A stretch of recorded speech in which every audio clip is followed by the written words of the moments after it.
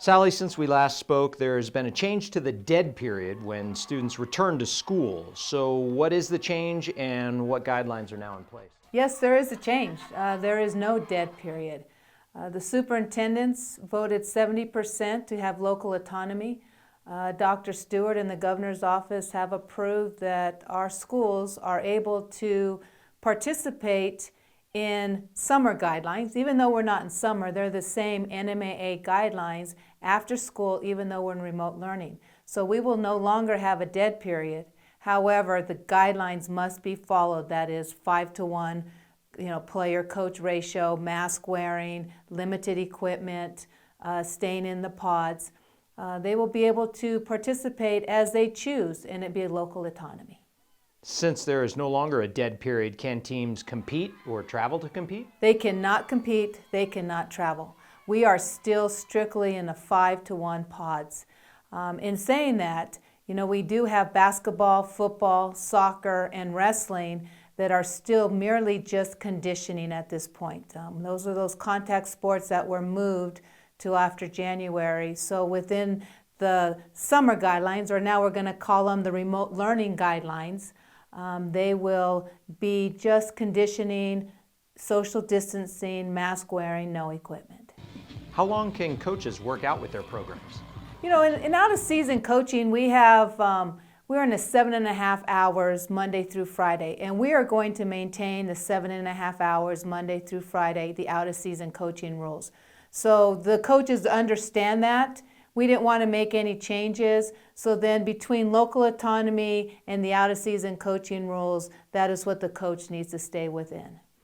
Now that schools are starting to return to learning, Scholastic eligibility will come up. Because of the shift in seasons, what are the Scholastic eligibility rules when it comes to sports like football and soccer? That has changed. So back in June, before we had the shift in the seasons, the board of directors voted on our new Scholastic eligibility, which gave our athletes a clean slate. And a clean slate means that we were not going to use the second semester of the 1920 school year for grades for the fall sport athletes.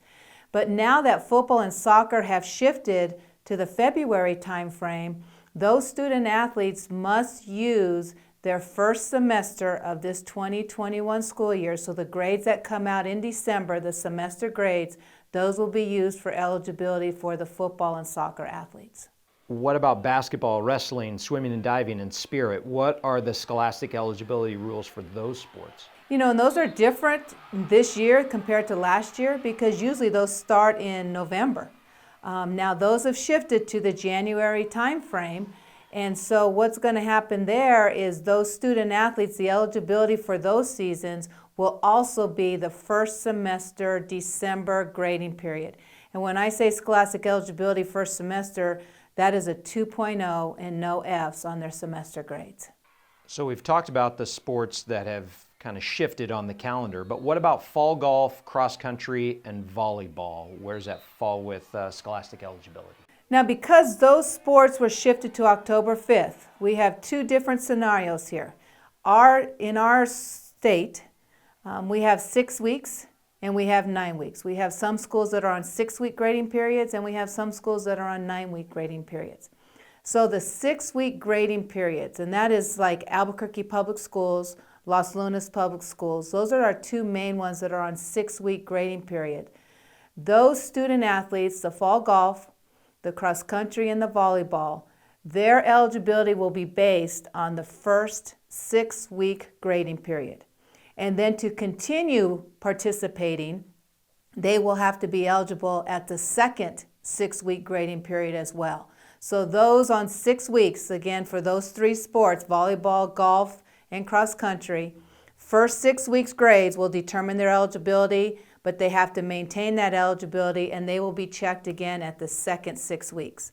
For those schools that are on 9 weeks grades, and those are majority of our schools are on 9 weeks grades, what will happen is they get a clean slate to start the season before October 5th.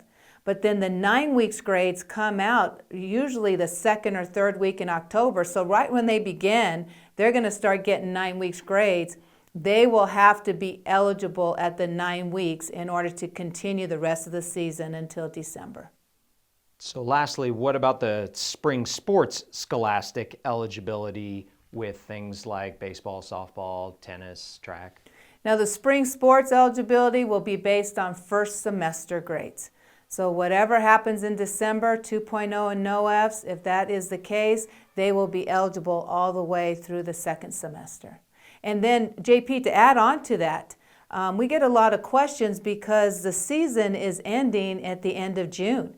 And so the school year will probably end at the end of May. So we're kind of like doing it as an overtime period. We will not look at the grades at the end of May in order to continue through the month of June. So what they do at the first semester in December will carry them through the season.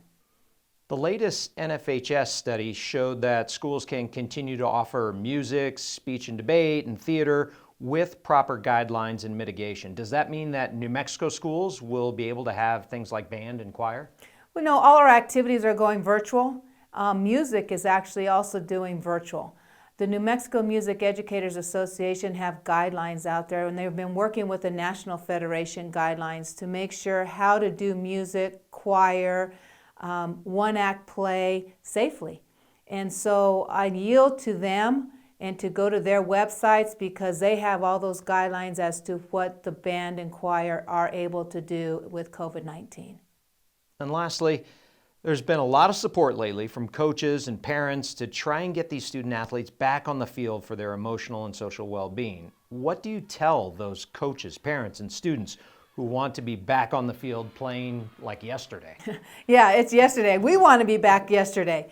But we need to be patient. And, there's a lot of parents out there. There's a lot of people that are trying to just push that envelope, sending, pictures to me like, what's this group of 20 football players and not from the same school, working out on a facility. Those are against the governor's orders. And so we just need to be patient. We are all antsy. I'm antsy, the parents are antsy, the coaches are antsy, but right now we need to get those kids to look at the remote learning and make sure that their grades are up to par. We just talked about scholastic eligibility, and they're going to be A through Fs, and they're going to need to have passing grades and no Fs. So we need to make sure that our kids are remote learning. And now that the dead period is over, our coaches can work with those student athletes face to face. And yes, a lot of it is conditioning. It's not the X's and O's, but we're going to get there.